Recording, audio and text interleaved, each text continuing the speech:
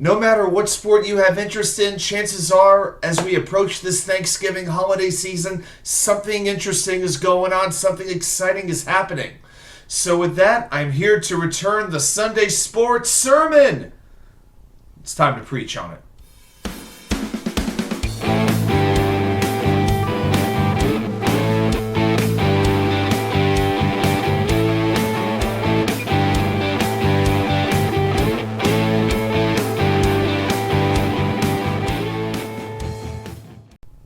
Well. Welcome back to New York Sports WickerMedia. I'm Watsu-K99. Thank you, as always, for taking the time to watch these videos. If you enjoy what you're watching, please give me a thumbs up. I appreciate you helping me to grow this channel. If you haven't subscribed yet, please do so. That means a whole heck of a lot to me. I love making the videos for you, and I love that you take the time to watch them. So let's talk about a couple of things. This is going to be a couple of quick hits about a couple of different things. Maybe a few topics that I wouldn't spend maybe a 10 or 15 minute video on, but some things I wanted to touch on. First of all, I want to talk a little bit of hockey. I don't know how the New Jersey Devils are doing as well as they are with 12 straight wins. It makes absolutely no sense to me whatsoever.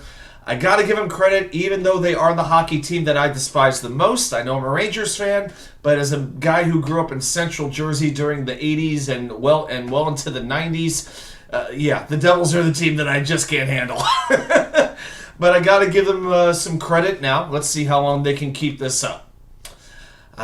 Don't know how they're doing it, but yeah, props are props. As for my Rangers, well, they did squeak out a victory over the Sharks in San Jose last night.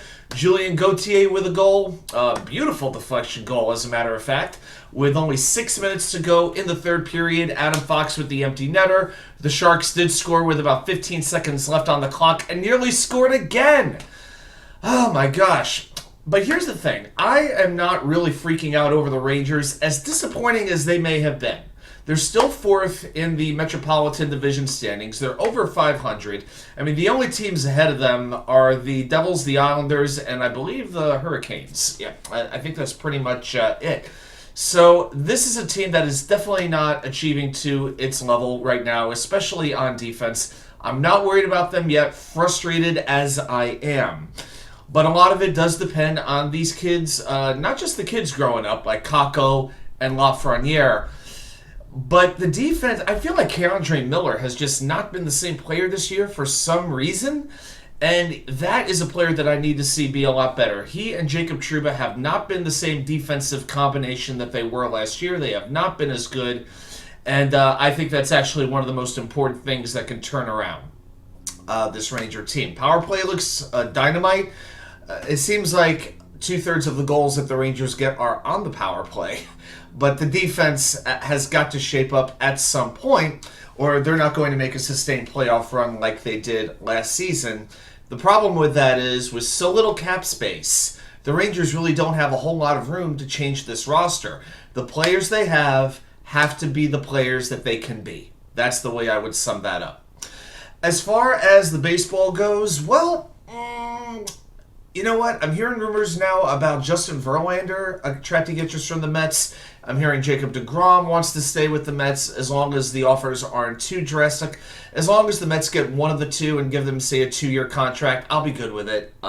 Those are about the only two starting pitchers, like top-of-the-line starting pitchers, that I would pursue. I've already done a video on Carlos Rodon, my feelings on him.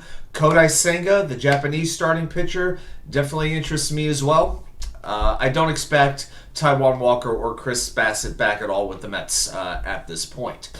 Brandonnimmo is a player that I have always admired, I've always respected, I've always liked him as a person, and the way that he has grown his game, becoming a better defensive player in particular, I have a lot of respect for him. But his market just continues to grow and grow and grow. I mean, the latest that I'm hearing is maybe $140 million. And man, I love Nimmo, but I don't know if I could pay him, $20 million a year for 7 years. I think that's just pushing it a little bit too much. If all else fails, if they can't get an Aaron Judge, a Trey Turner, or a player like that, or if there's no trade market for another player, yes, you can look at Nimmo, but with the level of interest he's getting, I'm starting to resign myself to the fact that Nimmo might not be a Met next year. It's going to hurt, but I will say this. If he signs an extension, I will get a number 9 Nimmo jersey. Right now, the only Mets jerseys I have are Matt Harvey, Noah Syndergaard, and Ahmed Rosario.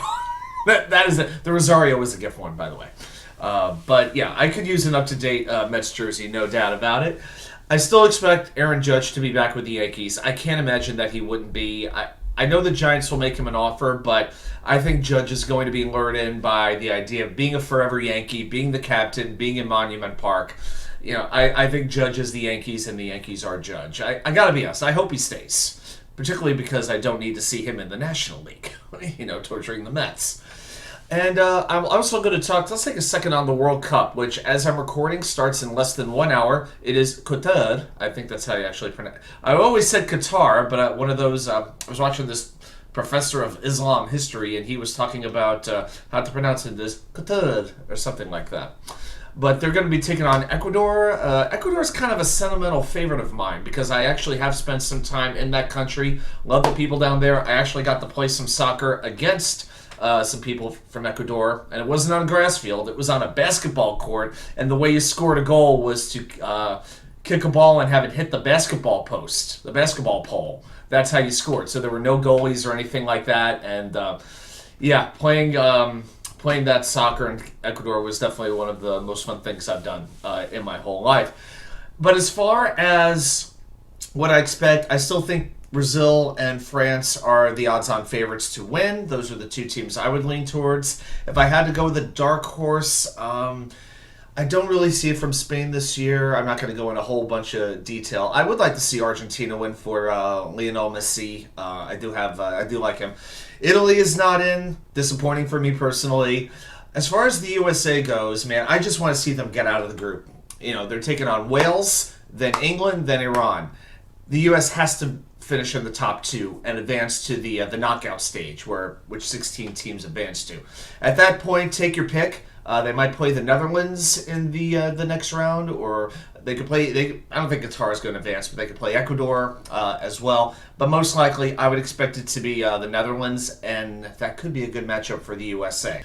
I'm definitely more into the World Cup than I am the Women's World Cup. I just have no interest in women's soccer and just how political it is. I know FIFA is a very corrupt organization, but I'm still rooting for the U.S. men's soccer team, a very young team, maybe one of the absolute youngest teams at the World Cup this year.